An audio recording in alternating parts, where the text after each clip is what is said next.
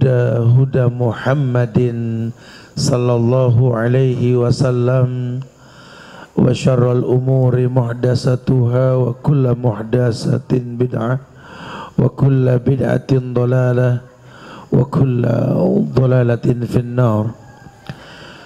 Ma'asyiral muslimin wal muslimat, sedang majelis yang semoga Allah muliakan dunia dan akhirat. Alhamdulillah, kita bersyukur pada Allah kita bisa berkumpul kembali di Masjid Ibadur Rahman di Pasir Gaok, Rancabungur, Bogor Barat ini, di Yayasan Imam Malik bin Anas di Ma'had Al-Ladhifi, yang merupakan rutinitas yang kita buat setiap malam Selasa mengkaji kitab Tauhid insya Allah.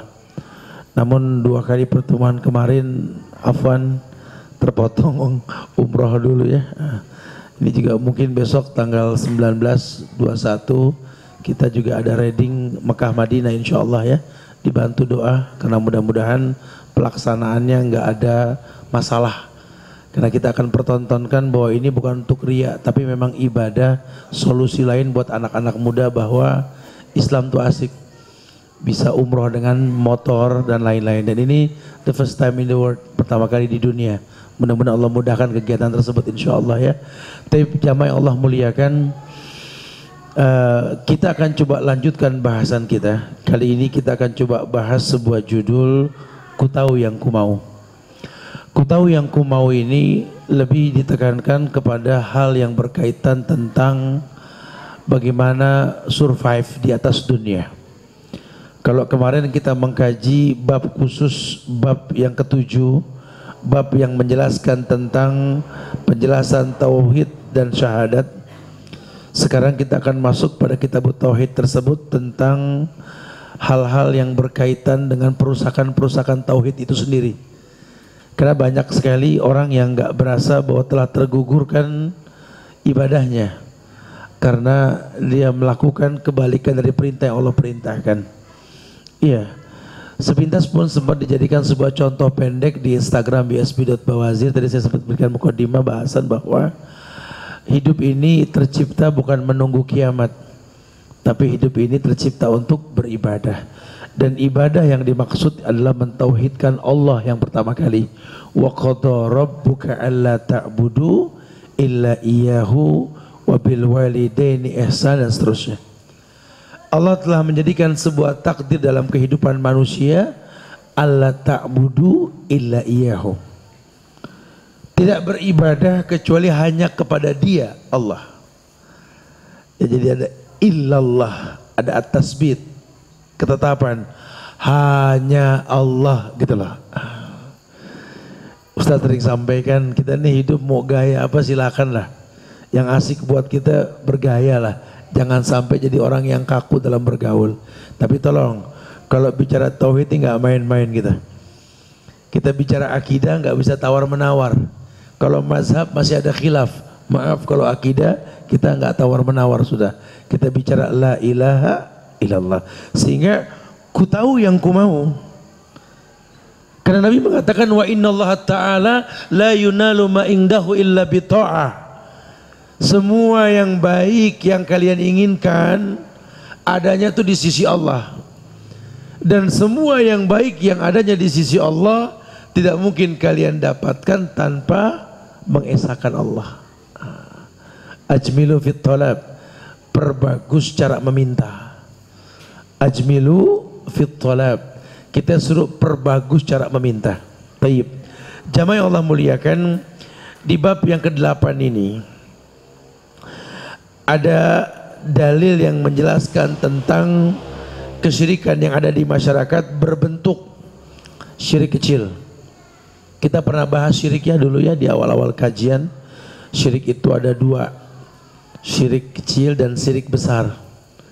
Ulama menambahkan ada lagi yang namanya syirik khafi. Lebih bahaya daripada syirik kecil ini. Ya. Jadi secara umum syirik itu 2, kecil dan besar. Dalam syirik kecil itu ada penjelasan tentang tawasul dengan sesuatu yang tak layak ditawasuli. Nah, di masyarakat ini ada kebiasaan membuat wasilah dalam meminta sesuatu kepada Allah. Islam agama yang ajarkan tawasul. Kita boleh bertawasul dengan hal-hal yang dicontohkan. Bertawasul dengan nama-nama Allah boleh. Bertawasul dengan amal soleh boleh. Bertawasul dengan orang yang bisa kita minta tolongi boleh, yang masih hidup. Bertawasul dengan sesuatu yang layak untuk dijadikan perantara bisa di Islam. Islam ini agama yang syariatkan tawasul. Tapi yang ada di masyarakat, mereka bertawasul dengan sesuatu yang tidak disyariatkan. Yang pertama, mereka bertawasul dengan memakai kalung sebagai wadah tolak bala berbentuk kerang dan lain sebagainya tuh. Ada berbentuk benang penolak bala. Ada juga ajimat dan sejenisnya. Tulisan-tulisan huruf-huruf Arab atau ya angka-angka Arab yang ditulis dalam kotak-kotak persis kayak ngisi TTS gitu ya. K H Ain Sod 222 atu macam gigit pedang gitu ya. Dilepit, ditaruh kertas hijau, suruh selipin di dompet, kebal katanya. Masuk ke YouTube tuh, gua kebal tuh. Terus gua udah kebal masuk surga.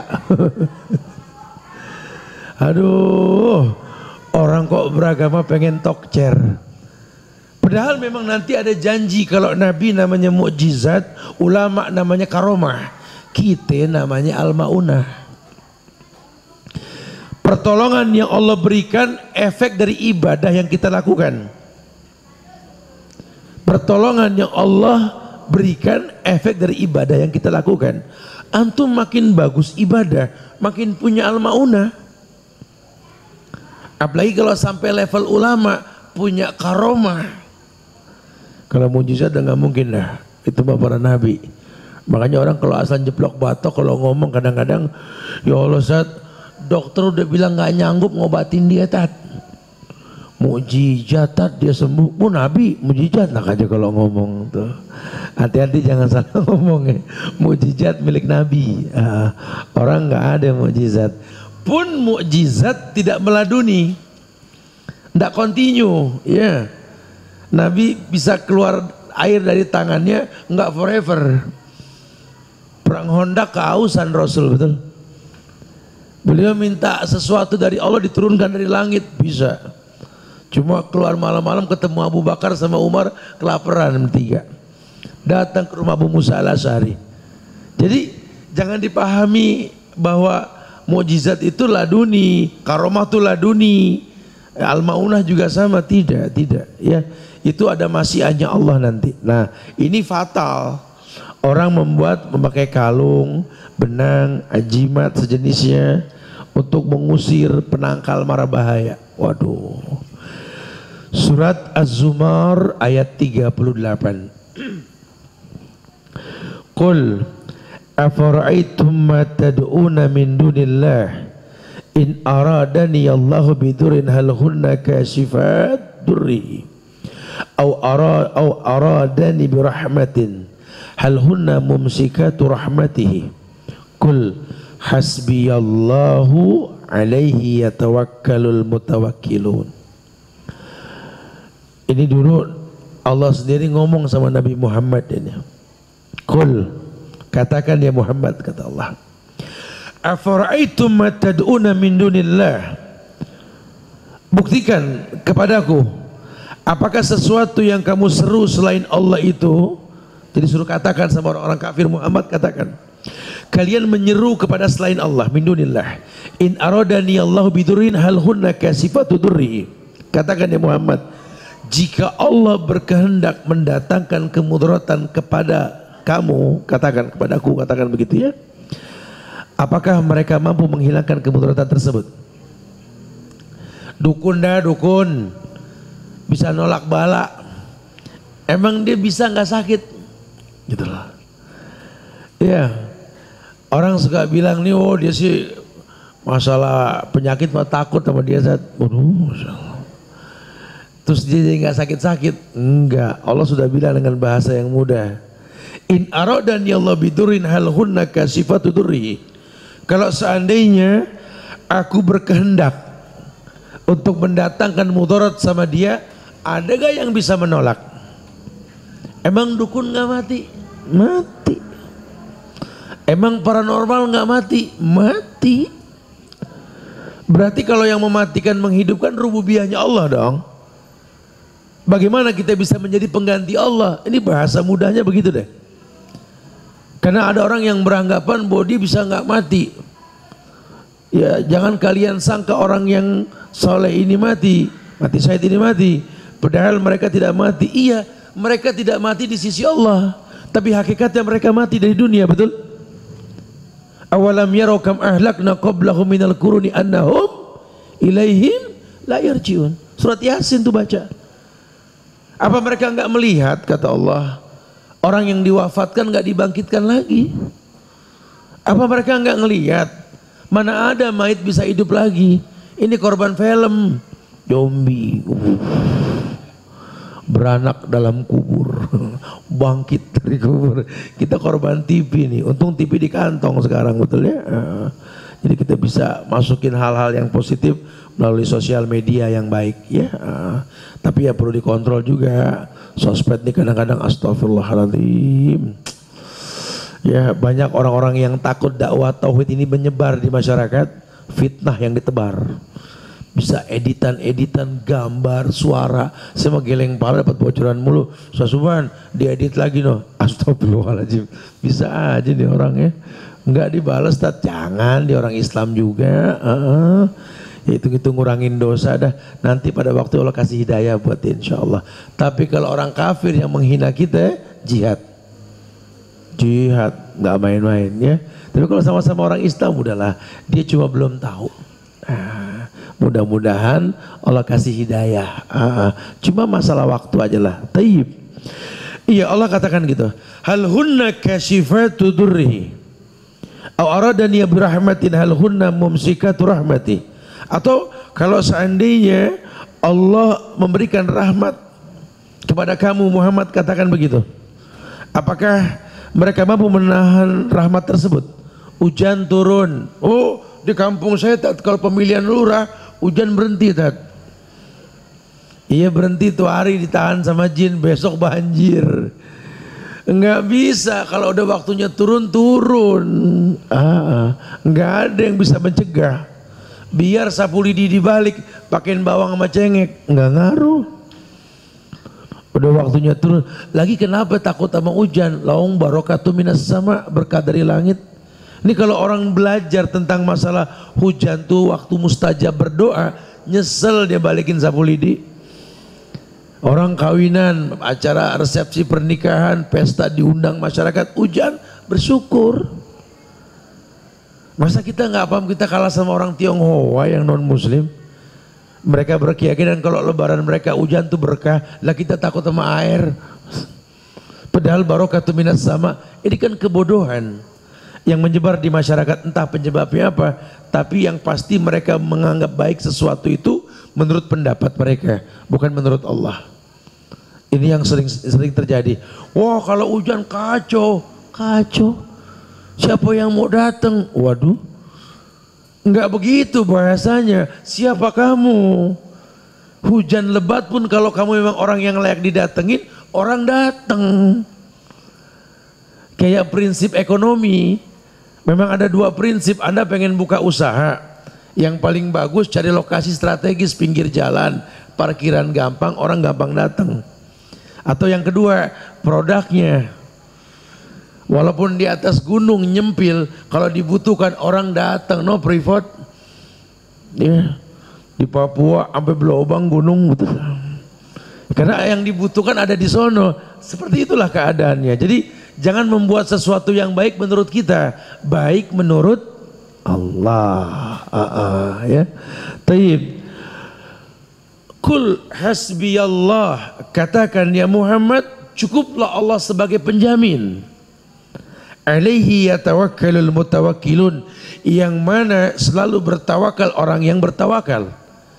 Karena memang dia yakin hasbiyallahu la ilaha illa huwa rabbul arsil azim, hasbunallah wa ni'mal wakil, ni'mal maula wa ni'mal nasir. Katakan la haula wa la quwata illa billah.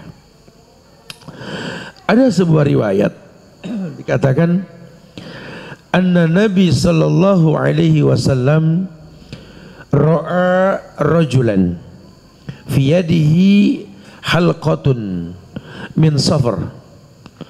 Jadi dikatakan bahwa Nabi pernah melihat seorang laki-laki yang di tangannya ini halqah. Halqah itu gelang yang melingkar. Min sofrin, sofar kuningan, gelang yang melingkar dari kuningan. Faqala, bukan waqala. Nabi ngeliat gitu gemes langsung ngomong, karena faqala bukan waqala.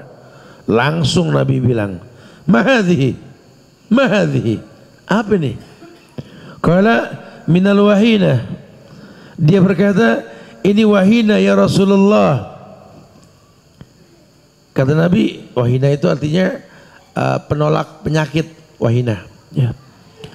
Faqala inziha, inziha, fa innaha la taziduka illa wahanan. Inziha, lepas, copot, kata Nabi. Fa innaha la taziduka illa wahanan. Ini yang kamu pakai bukan nolak penyakit, malah datangin penyakit. Hati-hati. Fa innaka law mitta wa hiya 'alaika ma aflahat abadan. Ketahuilah, kalau kamu mati masih pakai ini gelang, masih pakai ini gelang, kamu akan rugi selama-lamanya. Padahal hukum asalnya laki pakai kuningan boleh, cincin kuningan boleh. Cuma memang menyerupai, karena yang haram tuh emas. Ulama nggak ada yang pakai gelang, pakai cincin warna emas, nggak ada, kecuali ulama yang nggak jelas. Karena bahasanya simple, bukan mengharamkan kuningan, tapi jangan sampai menyerupai yang haram. Tuh ulama begitu bahasanya. Ya, jadi dia takut, dia tahu nggak apa-apa, cuma kalau menyerupai jauhkan. Lebih kepada darul mafasid muqaddam ala jalbil masalih. Mencegah yang buruk terjadi lebih dikedepankan ketimbang melakukan kebaikannya, gitu. Masya Allah. Taib. Fa innaka law mitta wa hiya 'alaika ma aflahat abadan. Ma aflahat abadan. Kamu rugi. Kenapa? Kamu meninggal dalam keadaan yakin sama gelang kuningan. Entah mungkin menjadi istidraj. Karena orang kalau udah yakin kan mau bilang apa? Ya kayak kita ngantongin batu dulu ya. Apa hubungannya kebelet empuk sama batu? Ini mah once upon a time ya, sing wes lah ya. Yang udah. Itu suruh ngantongin batu. Heran bener ya. Jadi nggak empuk. Kenapa itu? Yakin. Setan masuk melalui keyakinan tersebut. Hati-hati nih, kita kalau yakin dengan sesuatu yang tidak-tidak, itu jembatan jin masuk. Ya udah, wasilahnya jin sudah nanti. Akhirnya jin masuk melalui begituan tuh. Padahal nggak ada hubungannya sama sekali. Ini begitu, dulu orang yakin dengan yang namanya kuningan. Hadis di atas itu riwayat Ahmad bisnadin la ba'sa bihi. Ya, taib. Dari Imam Ahmad diriwayatkan bahwa sahabat Uqbah bin Amir, ini ada hadis dari Nabi, man ta'allaqa tamimah fala atamma Allahu lahu wa man ta'allaqa wad'atan fala wada Allahu lahu. Ya, tamimah di sini sejenis apa ya, bungkusan kain kecil yang diletakkan di dada tuh. Kayak kita baca film-film komik suka jagoan zaman masih kecil tuh, suka dikasih kalung tuh. Ada beberapa karikatur film apa cerita-cerita Koping Ho itu tuh. Ada gambarnya tuh jagoan kalau masih kecil lehernya dikasih jimat tuh, ta'alaqah, tamimah. Ada bantal kecil di tengah-tengahnya tuh. Masih ada sekarang masih ada ya. Itu yang dibilang tamimah tuh itu. Tayyib. Wa man ta'allaqa wad'atan fala wada Allahu lahu. Dan barang siapa yang meletakkan wad'ah. Wad'ah itu kulit kerang. Ini orang Hawaii nih. Ya kulit kerang sih boleh-boleh aja buat koleksi-koleksian sih ya. Tapi jangan ada hubungannya sama tolak bala, jangan ada hubungan. Orang berkeyakinan kalau kulit kerang nih bisa nolak penyakit katanya. Sama dengan tamimah tadi. Waduh. Nabi mengatakan, "Man ta'allaqa tamimatan fala atammallahu lahu." Barang siapa yang menggantungkan tamimah, semoga Allah tidak memenuhi keinginannya. Artinya ini anak kecil dikasih tamimah, orang tua punya keinginan semoga terjauhkan dari yang namanya penyakit, bala dan lain-lain. Kata Nabi, semoga tak keturutan yang dia inginkan. Bahkan itu penyakit. Wa man ta'allaqa wad'atan fala wada Allahu lahu. Dan barang siapa yang menggantungkan wad'ah tadi, yang kerang tadi, semoga Allah tidak memberikan ketenangan. Dibikin gak tenang, jiwanya goncang, dibikin gak tenang, kayak orang takut ngeliat tsunami. Tsunami-nya di Aceh, gemeternya di Bogor. Ya Allah tsunami, ya Allah, nggak apa-apa, nggak nyambung, cuman dibikin was-was. Orang dibikin bingung. Dari Ibnu Abi Hatim meriwayatkan dari sahabat Huzaifah radhiyallahu anhu. Huzaifah ibn al-Yaman yang dimaksud.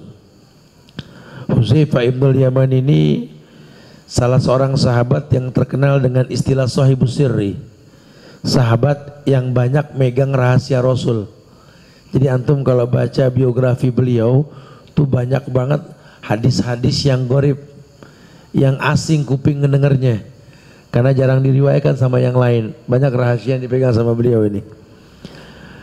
Dikatakan bahwa annahu sallallahu alaihi wasallam ra'a rajulan fi yadi khaytun minal hummah faqata'ahu wala faqata'ahu wa tala qawlahu wa ma yu'minu aksaruhum billahi illa wa hum musyrikun.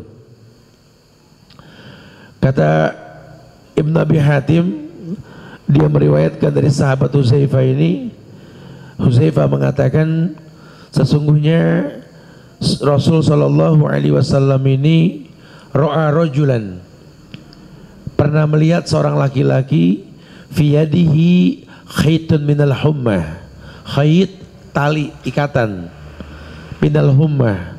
Minal hummah di sini artinya sebagai penangkal panas demam. La tasubul humma, kata Rasul. Jangan suka mengeluh dengan demam. Kita kalau demam, ya Allah, nggak kuat, paling nggak boleh tuh. La tasubul humma. Jangan suka mengeluh dengan demam. Karena demam ini ngurangin dosa, kata Rasul. La tasubul humma. Nah orang dulu ini sama yang namanya humma, demam, ini mereka nggak suka. Mereka sering menggunakan khaytun minal humma. Ada tali yang dikepang-kepang, anak sekarang suka pakai tuh. Gelang di tangan yang dikepang-kepang. Makanya ulama benci itu. Ulama benci. Ya, pakai gelang copot. Mudah-mudahan diganti sama jam yang bagusan. Ya. Udah ya, jangan ikut-ikutan sampai penuh di tangan. Masya Allah. Ini kenangan nih Tat, doi yang ngasih nih, yang atas. Yang bawah pas putus nih Tat. Yang ini emang nggak bisa kelepas, nyangkut dari dulu. Macem-macem. Jangan sudah. Pokoknya kalau Allah sudah haramkan, ya Nabi sudah nggak menyukai, kita jangan suka nyerempet-nyerempet. Ya. Orang Islam itu harus ngreget, harus ngerti. Ini kalau Allah sudah nggak suka jangan main-main. Sampai istilah makruh dibenci sama Allah. Ini kan cuma makruh. Artinya apa? Ya Allah benci, cuman nggak haram. Ya udah tahu dibenci ya jangan. Orang kalau sempurna akalnya mah dibuang. Ya cuma dibenci doang. Cuma dibenci doang. Panjang urusan ini dibenci sama Allah. Ya, udah jangan coba-coba. Itu kan seputar makruh dan haram, nggak ada yang bilang halal, betul? Nah kalau udah yang namanya makruh, dalam tanda kurung Allah benci, buang. Kita kan pengen dicintai sama Allah, sampai tunggang-tungging kita nunduk sujud sama Allah. Tujuannya apa? Menghiasi yang wajib dengan yang sunnah. Agar apa? Dicintai sama Allah. Sekarang antum pengen dicintai sama Allah, tapi berbuat yang dibenci. Ajib. Ini dibilang ajib. Sungguh mengherankan, ajib gitu ya. Antum pengen dicintai sama Allah, tapi dengan cara yang Allah benci. Subhanallah. Ini salah sekali. Udah dikatakan dalam awal kalimat tadi. Wa inna Allah ta'ala la yunalu ma indahu illa bita'ah. Ajmilu fit talab. Sesungguhnya Allah, sesungguhnya yang kalian inginkan adanya di sisi Allah. Dan semua yang di sisi Allah tidak mungkin kalian dapatkan kecuali mengesahkan Allah. Ajmilu fit talab, perbagus cara meminta. Nah kalau sudah pakai bahasa perbagus, hati-hati dengan kesalahan. Karena banyak di antara kita ini membuat perantara-perantara yang nggak jelas. Iya. Sampai-sampai dari zaman dulu itu sudah sering diingatkan bahwa kita ini mereka tidak boleh meminta kepada Allah dengan mendatangi makam-makam, kuburan-kuburan, patung-patung yang dibuat untuk wasilah. Dulu mereka komplain di surat Al-Isra ayat 57, ya, jabaran ini. Surat Al-Isra ayat 57. Jadi antum bisa punya rumus nih kalau berdialog di masyarakat dengan orang yang masih suka minta sama kuburan. Nah, dulu juga ada kejadian begini zaman Rasul. Dibuka surat Al-Isra ayat 57 nanti. Ulaika alladziina yad'una yabtaguna ila rabbihimul wasilah ayyuhum aqrabu wa yarjuna rahmatahu wa yakhafuna 'adzabahu inna 'adzaba rabbika kana mahdhura. Dulu ketika banyak orang yang meminta kepada kuburan, meminta kepada orang-orang yang sudah mati, Allah turunkan ayat menjelaskan ulaika alladziina yad'una yabtaguna ila rabbihimul wasilah ayyuhum aqrabu yarjuna rahmatahu. Orang-orang yang mereka minta, yang mereka seru, mereka sendiri mencari jalan kepada Rabb mereka untuk meminta. Artinya begini, ini orang datang ke satu makam, ketahuilah si pemilik makam ini dulu waktu hidup dia juga minta sama Allah, gitu lah. Dulu dia aja waktu hidup minta sama Allah. Lah sekarang udah mati, kan udah nggak bisa sholat dong, udah nggak bisa minta.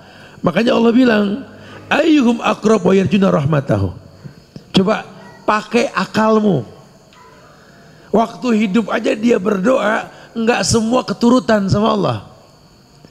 Sekarang dia sudah mati, kamu datang ke kuburannya minta tolong sama dia, hidupnya aja nggak manjur doanya gitu loh, apalagi matinya. Ayyuhum aqrabu yarjuna rahmatahu. Nggak usah pakai bahasa kita, bahasa Quran. Allah yang bilang ayyuhum aqrab wa yarjuna rahmatahu wa yakhafuna 'adzabahu. Siapa yang lebih dekat ke Allah? Kamu yang hidup ke Allah atau dia yang mati ke Allah? Dan yang takut dengan azab Allah itu siapa coba? Ya kalau dipikir-pikir ya kita yang hidup. Dekat sama Allah masih bisa sholat, istighfar, masih bisa bersedekah, masih bisa berbuat baik, betul? Sementara orang mati kan enggak. Jangan kata sholat, jangan kata sedekah, lawang jawab salam aja udah nggak bisa. Nah kita kalau orang jawab assalamualaikum kan fardu kifayah, waalaikumsalam, betul? Cukup 1-2 yang jawab, udah yang lain gugur hukum. Karena apa? Saking wajibnya salam dijawab.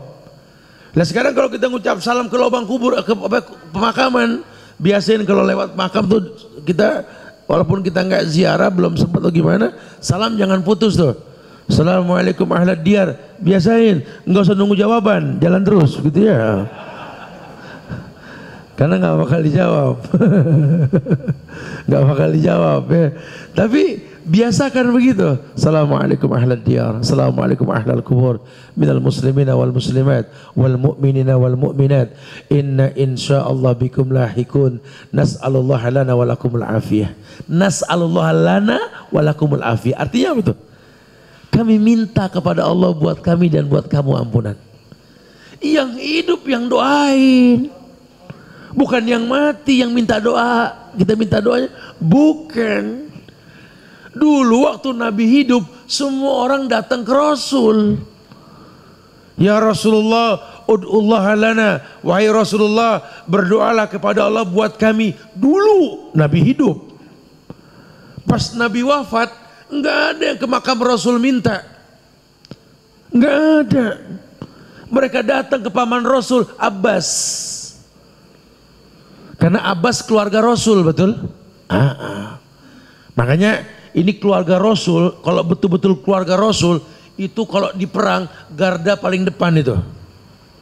Kita siap bela keluarga Rasul, betul? Allahumma sholli ala Muhammad wa ala ali Muhammad. Kita pun mendoakan sholawat buat keluarga Muhammad. Kalau betul keluarga Muhammad. Karena Muhammadnya mencontohkan, tidak ada perbuatan syirik. Keluarganya tolong, jangan malah ngajarin syirik. Kita siap dukung keluarga Rasul, karena semulia-mulia keluarga ya keluarga Rasul. Coba jangan sampai mengatasnamakan keluarga Rasul, tapi malah mengajak kesyirikan. Oh lain cerita kalau udah begitu, lain bahasan sudah. Orang datang ke Abbas, Abbas berdoa, boleh. Abbas sahabat, orang soleh, keluarga Rasul, mustajab doa, boleh. Kayak kita datang ke orang tua, ke guru kita, boleh. Mak, Pak, doain nih, biar digampangin nih semua urusan. Datang ke teman-teman yang soleh, doain nih, mudah-mudahan nih Allah gampangkan nih urusan kita ke depannya, amin, insya Allah, boleh. Kita mau renovasi masjid nanti gini-gini, jamaah doainnya, amin, insya Allah, boleh. Itu semua syariat. Tawasul dengan yang mampu bertawasul itu boleh. Ditawasul itu boleh, ya. Jadi jangan sampai terjebak. Dulu ketika dibilang seperti itu, ya, ulaika alladzina yad'una yabtaguna ila rabbihimul wasilah ayyuhum aqrabu yarjuna rahmatahu wa yakhafuna 'adzabahu inna 'adzaba rabbika kana mahdhura. Mereka mengatakan ma na'buduhum illa liyuqarribuna ilallahi zulfa. Hampir mirip sama jawaban orang sekarang. Ente jangan minta sama kuburan, yuk banyak ziarah. Zurul kubur tuzakkirukumul maut. Ayo ziarahi kubur buat ingat mati. Doain di mayit, biasakan mendoakan mayit. Kalau ziarah kubur, jadikan dirimu kuburan kiblat. Berdoa ngadep kiblat. Jangan minta sama penghuni kubur. Dia jawabnya apa? Kita nggak minta, kita cuma menjadikan mereka sebagai taqarruban, wasilah. Sama surat Az-Zumar ayat 3. Sama jawabannya. Mana'buduhum illa liyuqarribuna ilallahi zulfa. Kami tidak menyembah pemilik kubur, kami cuma menjadikan sebagai taqarruban, perantara antara diriku dengan Allah. Ini jawaban orang kafir-kafir jahiliyah zaman Rasul ini. Sekarang sama, kita nggak nyembah, kita cuma taqarruban, perantara. Pak Kiai, tolong Pak Kiai, mintain sama Allah biar gampang nih utang nih ya Allah. Tuh. Walid, tolong Walid, ya Allah. Tuhan, tolong Tuhan guru tolong. Ustadz tolong. Oh Masya Allah, ajib. Ya, sama kalau dibilang jangan, kita nggak minta mana buduhum, mirip gak? Illa liyuqarribuna ilallahi zulfa. Kami cuma menjadikan sebagai taqarrub. Astaghfirullahaladzim, la quwata illa billah. Mirip. Bahkan mereka mengatakan wa yaquluna haula'i syufa'auna indallah. Di surat Yunus ayat 18 tuh. Wa yaquluna haula'i syufa'auna indallah. Dan mereka berkata, mereka itu adalah pemberi syafaat kepada kami di sisi Allah. Betul. Orang soleh bakal ngasih syafaat, betul. Tapi nanti di akhirat nanti, bukan saat sekarang, bukan. Mereka akan memberikan syafaat. Bahkan orang yang mati syahid bisa memberikan syafaat, 70 keluarganya diberikan syafaat. Betul? Teman-teman yang soleh pun bisa. Syafaat akan datang nanti. Tapi bukan saat kehidupan, bukan. Makanya dalam Islam ini siapapun yang mati syariatnya apa? Lakinu mautakum la ilaha illallah. Lakinu mautakum la ilaha illallah. Talkinkan ini yang mau mati ini. Ajarkan si mayit la ilaha illallah. Itu yang Imam Ahmad maksud. Yang namanya belajar. Sampai mau mati suruh belajar gitu. Masya Allah. Tayyib. Kita lanjutkan pada Isa nanti. Assalamualaikum warahmatullahi wabarakatuh. Alhamdulillah. Hamdan kasiran tayyiban mubarakan fi. Kama yuhibbu Rabbuna wa yarda. Asyhadu an la ilaha illallah. Wahdahu la syarika lah. Wa ashhadu anna Muhammadan abduhu wa rasuluh. Amma ba'du, fa inna ahsanul kalam kalamullah, wa khairal huda huda Muhammadin sallallahu alaihi wasallam, wa syarrul umuri muhdatsatuha, wa kullu muhdatsatin bid'ah, wa kullu bid'atin dhalalah, wa kullu dhalalatin finnar. Ma'asyiral muslimin wal muslimat, sidang majelis kajian rutin malam Selasa di Imam Malik bin Anas yang semoga Allah muliakan dunia dan akhirat. Sahabat-sahabat muslim biker Indonesia yang banyak hadir ini, Masya Allah. Semoga Allah kuatkan ukhuwah di antara kita, insya Allah. Iya, buat jamaah sekalian, mungkin nanti selesai ini kita akan berdialog tanya jawab ya. Yang mau sambil santai minum kopi apa boleh ada di bawah, nanti bisa sambil santai. Jadi kita ini dialognya nggak tegang, asik, di bawah asik gitu ya. Mungkin antum, tapi kita fasilitasi juga makan minum sekedar ada. Jadi antum jangan sungkan untuk memanfaatkan kesempatan yang ada ini, insya Allah ya. Taib, iya. Kita akan coba sedikit lanjutkan bahasan kita. Yakni Hudzaifah ibn Yaman mengatakan bahwa annahu sallallahu alaihi wasallam ra'a rajulan fi yadihi khaitun minal hummah. Bahwa dulu Nabi katanya ngelihat ada seseorang yang di tangannya itu ada khaitun. Khaitun itu benang yang dikepang gitu ya. Minal hummah, yang memang dibuat buat nolak bala, nolak demam, supaya enggak kena demam. Faqata'ahu, maka Nabi ambil keputusan memutuskan pedang tersebut. Wa tala qaulahu, kemudian langsung mempertontonkan firman Allah. Wa may yu'minu aktsaruhum billahi illa wa hum musyrikun. Beliau hanya mengatakan ayat di surat Yusuf ayat 106. Wa may yu'minu aktsaruhum billahi illa wa hum musyrikun. Apa kata Rasul? Dan kebanyakan mereka tidaklah beriman kepada Allah, akan tetapi mereka berbuat syirik. Jadi nggak ada tawar menawar sudah. Kenapa kita nggak minta sama Allah? Anta syafi la syifa illa syifauka. Allah punya nama Syafi, betul? Minta sama Allah. Nggak usah pakai perantara. Jangan talbis gitu loh. Kan disampaikan di awal tadi, wa inna Allah ta'ala la yunalu ma indahu illa bita'ah.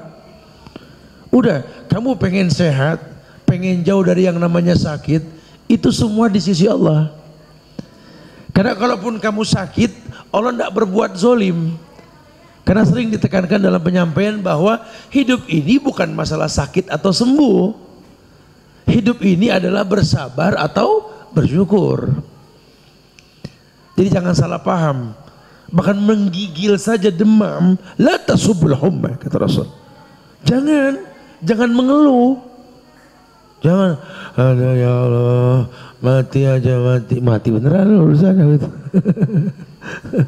Nggak boleh. Kadang-kadang di balik penyakit kita tuh ada manfaat buat orang lain. Kita kalau nggak sakit-sakit apotek sampai yang beli itu. Kita kalau nggak sakit-sakit dokter manyun di rumah. Tumben Pak Dokter nggak praktek, kagak ada yang sakit, begitu ya, repot juga. Makanya memang ada hikmah di balik sakitnya seseorang gitu ya. Ya tujuannya memang ujian. Fala ya'lamanallahu alladziina shadaqu wa la ya'lamanal kadzibin. Kalau nggak dibikin sakit nggak keuji kita. Jujur gak? Karena dalam Islam ini kan orang sakit tetap sholat, nggak dikosor. Dia sakit migren, johor boleh 2, nggak bisa begitu 4. Kosor cuma buat safar, orang sakit nggak boleh. Islam ini tegas.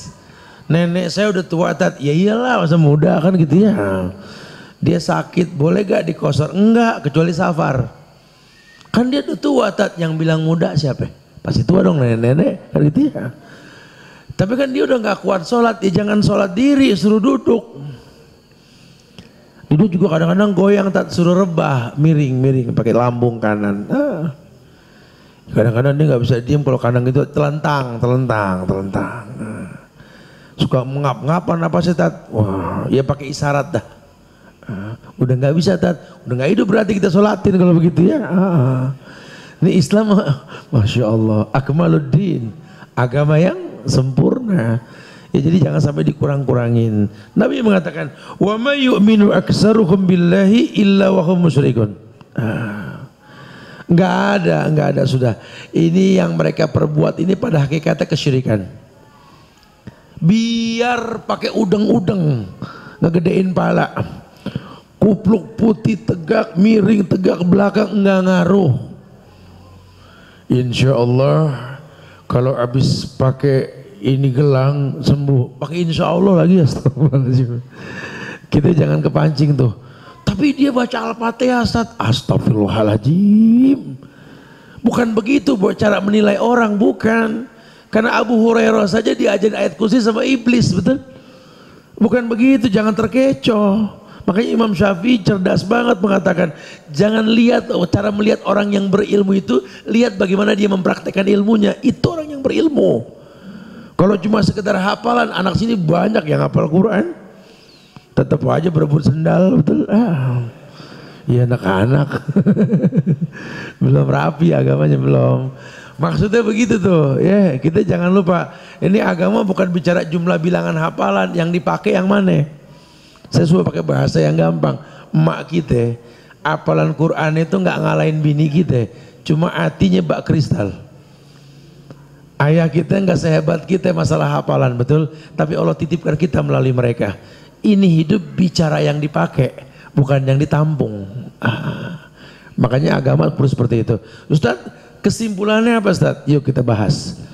Syekh mengatakan yang pertama, bab yang kita bahas ini menjelaskan tentang larangan keras memakai gelang, benang dan sejenisnya untuk tujuan seperti yang disebutkan di atas.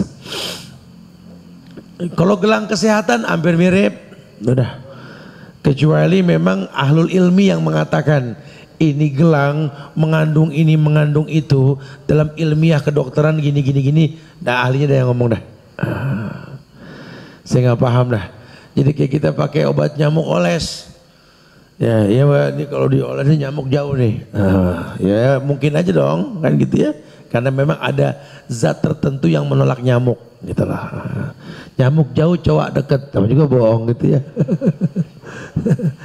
Artinya hukum sebab akibatnya dibahas, boleh.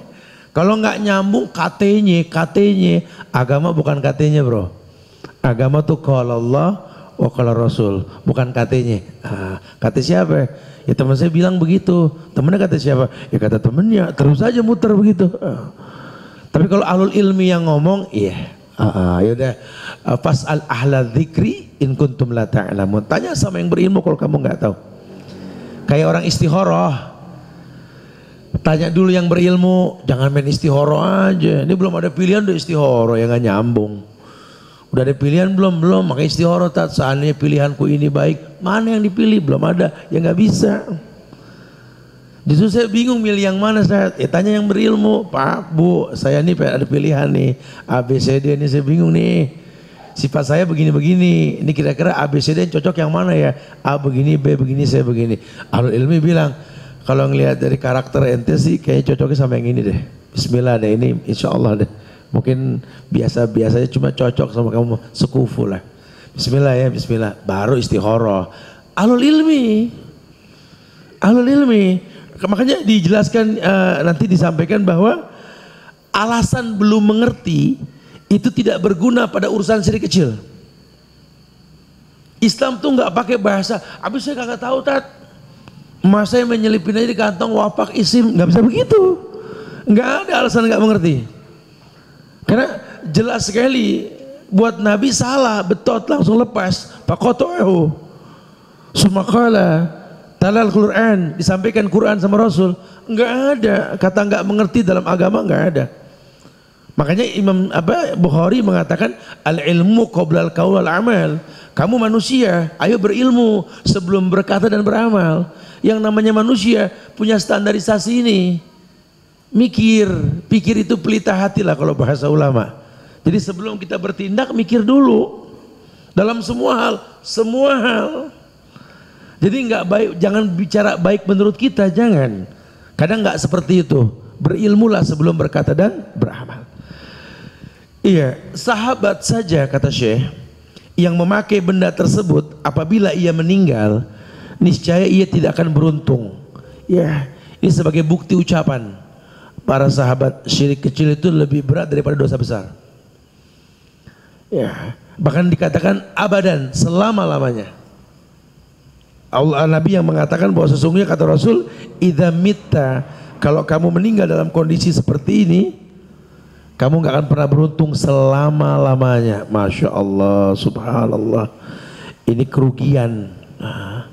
Ya, wahya alika ma'aflahat abadan, kamu tidak akan pernah beruntung selama-lamanya. Itu syirik kecil tuh, lebih bahaya daripada dosa besar kita anggap biasa. Ya bro, yang kira-kira masih pakai jimat udah buang, udah. Ya nggak ada keuntungannya sama sekali. Khususnya kalau yang pada mau umroh tuh, aneh kalau tiap bulan nganter jamaah suka bilang udah, yang kira-kira masih ngantongin jimat buang, kumpulin sekarang. Gitu. Karena nggak akan pernah manfaat. Ente bertalbiyah sebentar lagi, labbaik Allahumma labbaik, labbaik la syarika laka labbaik, betul. Innal hamda wa ni'mata laka wal mulk la syarika lak. Masya Allah. Tidak ada kesyirikan sudah dalam ibadah. Makanya semua inna ruqa wat tamaim wat tiwala syirkun. Itu yang namanya gelang, kalung, jimat, aji-aji yang di rumah, udah pokoknya syirik. Hatta yang mirip-mirip anak-anak muda yang suka ngoleksi gelang-gelang kulit, udah dah, buang dah. Karena walaupun mungkin memang benar, tapi tasabbu bil kufar, lebih kepada penyerupan orang-orang kafir. Mendingan jelas-jelas anda pakai jam dah. Tat, jam kiri apa kanan? Berdebat lagi tuh orang sekarang, betul ya? Kalau biker mah di kiri, ya kanan mah ngebetot gas, betul? Ingatnya begini, kalau di tangan gas lepas dong, repot. Sebenarnya bukan masalah kanan atau kiri bro, yang simpel. Nah kalau yang bawa mobil kanan, karena kiri buat ngoper, betul? Sebenarnya nggak ada masalah. Jadi jangan ribut gara-gara jam. Ini kan kadang-kadang kita ada Instagram suka, masya Allah, komentarnya ada-ada aja deh. Ya. Ustadz nunjukin makanan, dia bilang Ustadz nggak baca Bismillah, emang kudu kenceng, Bismillahirrahmanirrahim. Pakai kamera depan dibilang minum pakai tangan kiri, kayak kita nggak paham. Aduh, masya Allah, Indonesia ini semoga Allah datangkan kemuliaan buat negeri ini, insya Allah ya. Tayyib. Yang keempat, benda-benda tersebut kata ulama tidak akan pernah mendatangkan manfaat di dunia, bahkan mendatangkan mudarat. Sebagaimana beliau nyatakan tadi, ini nggak akan pernah bisa membuat kamu baik, bahkan menambah kehinaan.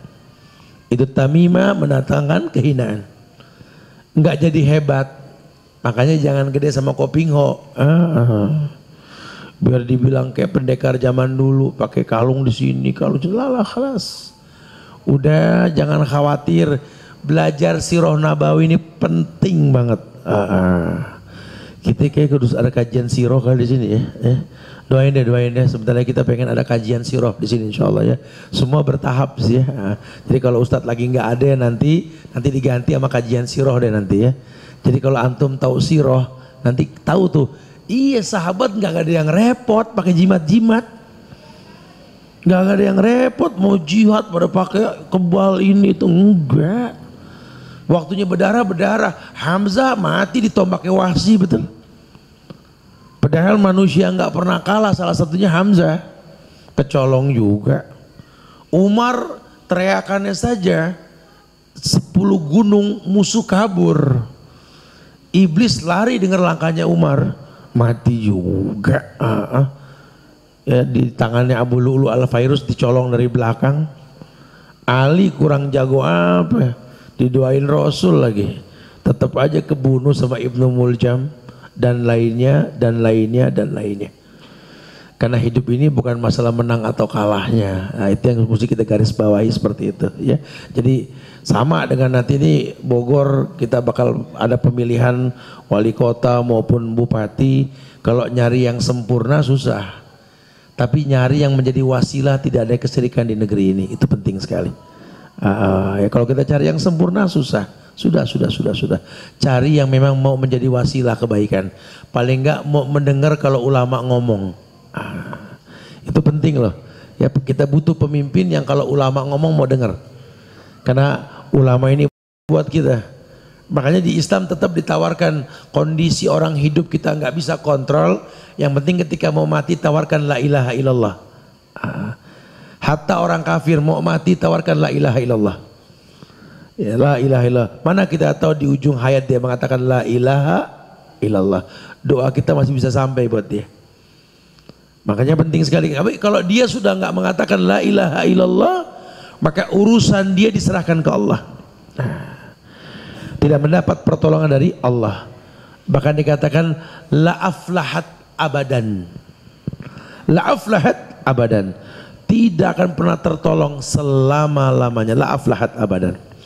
Taib, kemudian yang ketujuh, bahwa dinyatakan dalam bahasan di atas bahwa barang siapa menggantungkan tamimah maka dia telah berbuat syirik. Tuh, ini yang dikhawatirkan nih. Ya, menggantungkan tamimah dia dikatakan syirik. Ya, hati-hati. Kita juga kalau makan-makan di rumah-rumah makan tuh ya suka digantung di atas ya tulisan wafak. Mundur aja jangan dimakan udah. Ya ini bahaya. Ya, mana kita tahu jadi wasilah. Antum kalau makan makanya jangan fokus sama makanan. Muter dulu mata, muter kalau masuk. Ya karena nyaris banyak yang seperti itu ya. Karena antum nggak tahu kebadan antum seperti apa. Sama antum donor darah, bawel. Ini darah siapa? Kalau darahnya nggak jelas jangan main masukin aja. Antum nggak makan yang haram. Cuma darah siapa nih yang masuk? Kan kita contohkan di perjumpaan yang lampau. Ini dari sekian ratus yang hadir di sini. Yang suka donor darah siapa? Satu doang, 2, 3, 4, 5. Dari sekian ratus cuma 5 tiap bulan. Enggak, betul lah. Sementara kebutuhan darah tiap hari itu berapa juta liter. Jangan-jangan darah dari Cina juga nih dikirim, betul lah. Masuk ke badan ente tuh, makanya ruwet hidup. Hati-hati tuh ya. Mudah-mudahan nih bantu deh, kita lagi perjuangkan nih ya. Bro MBA kita perjuangin yuk ya. Gimana caranya Islam nih punya apa namanya bank darah syar'i. Jadi jelas nih yang donor darah si fulan, darah si fulan gini. Jelas tuh ya. Jadi kalau kita masukin ke badan kita juga darah orang baik. Takutnya darah orang gak baik karena ada hadis yang mengatakan inna syaitan yajri min ibni adam majrad dam. Setan itu jalan di badan anak Adam ini melalui aliran darah. Tuh. Ya memang saya nggak tahu, kalau nggak tahu gimana Ustaz, nggak ada hukum, cuma nggak berubah kan. Saya nggak tahu kalau ini babi Tad. Jadi ayam, ya enggak babi juga betul. nggak ada dispensasi. Alhamdulillah karena saya nggak tahu jadi ayam, nggak bisa begitu, tetap babi namanya. Makanya berilmu sebelum beramal ya. Ada hukum sebab akibatnya nanti. Tayyib, yang kedelapan, menggantungkan benang untuk mengobati demam panas termasuk perbuatan syirik. Masih ada di masyarakat, masih ada.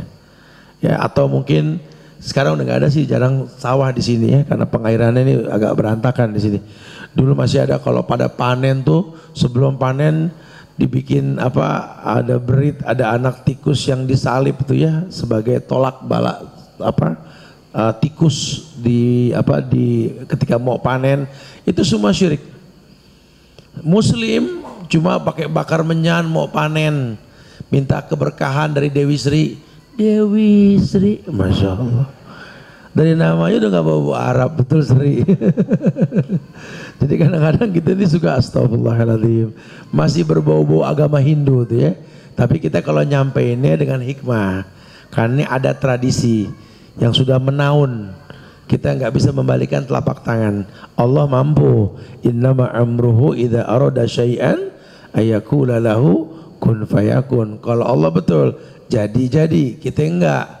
Makanya kalau ngomong sama masyarakat jangan main betot gas aja, harus bertahap dulu, sampein dulu dengan hikmah sampai mereka seneng sama kita, nyampein juga bertahap. Nanti biar ilmu dan waktu yang menyempurnakan insyaallah gitu ya. Tayyib.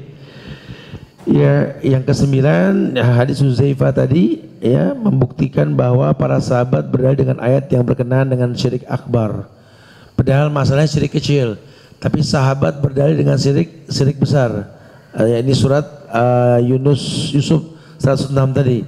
Wa may yu'minu aktsaruhum billahi illa wa hum musyrikun. Sahabat itu mengomentari syirik kecil dengan ayat buat syirik besar. Yusuf 106 itu ayat syirik besar. Tapi sahabat menyampaikan hadis Nabi yang mengatakan khaitun minal humma, tali buat nolak panas, itu kan syirik kecil. Tapi dengan ayat syirik besar menandakan apa? Sahabat sangat takut dengan syirik kecil yang konsekuensinya ma'ahlat lahu abadan, rugi selama-lamanya. Rugi.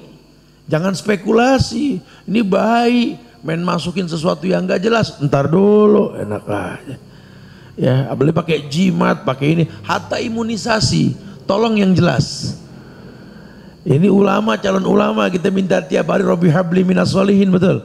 Jadikan anak kami anak yang soleh. Kalau masuk barang yang haram, wa yadubillah, wa na'udzubillah, harus jelas dalam permasalahan seperti ini. Tayyib. Kemudian yang ke-10, menggantungkan wada'ah atau kulit kerang untuk mengobati pengaruh mata jahat termasuk perbuatan syirik. Ya dulu ain itu tolak balanya dengan kerang. Sebenarnya dalam Islam tidak. Kalau kita pengen tertolak dengan ain ya baca doa. Tiap malam tuh wa min ainin lamah uizukuma bi kalimatillahi tammati min kulli syaitonir rajim wa min hamatin wa min ainin lamah. Berdoa buat anak-anak kita itu, Pak, nih yang udah punya anak, makanya kalau malam mendusin bangun lihat anak lagi tidur. Sunnah tuh yang udah punya anak, doain anak-anak kita.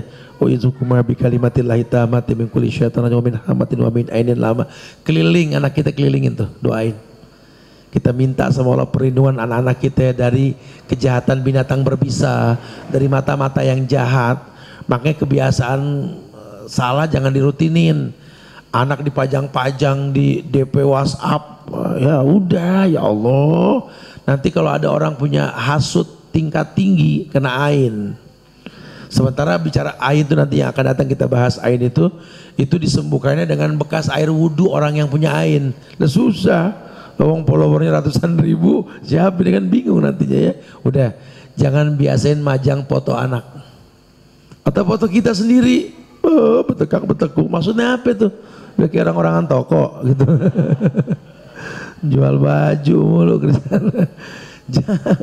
Jangan, udah. Mendingan kata-kata mutiara yang simple ya. Saya suka pakai kata-kata yang unik yang kira-kira membuat orang senyum jadi ingat sama kita. Lebih baik begitu. Atau kata-kata yang baik dari judul-judul kajian sekarang kan bagus-bagus tuh. Masya Allah, fadl ya. Sekedar memberikan dakwah yang baik. Karena dakwah, bro, dakwah tuh di mana aja bisa. Saya contohkan, sampai ini kayak kopi yang kita buat ini kan dakwah. Kalau antum melihat nih ada label apa? It is not for LGBT consumer. Jadi LGBT nggak boleh minum ini. Jadi KPOP gak pulang. Nanti macam-macam tulisannya antik-antik. Pokoknya dalam rangka untuk meng-up ya kebenaran, menghilangkan keburukan insya Allah. Dan yang terakhir, siapkan pertanyaan setelah ini ya. Doa buruk bagi orang yang menggantungkan tamimah, semoga Allah tidak mengabulkan keinginannya. Sedangkan orang yang menggantungkan wad'ah, semoga Allah tidak memberikan ketenangan, maksudnya Allah meninggalkannya. Artinya Nabi mendoakan keburukan buat orang yang suka tamimah, suka wad'ah. Nah kalau udah tahu kayak begitu, doa Nabi ini sampai kiamat urusannya. Yang punya kebiasaan buang jauh-jauh. Yuk kita ngobrol, silakan yang mau ditanyakan. Akhiru da'wana alhamdulillahirabbil alamin.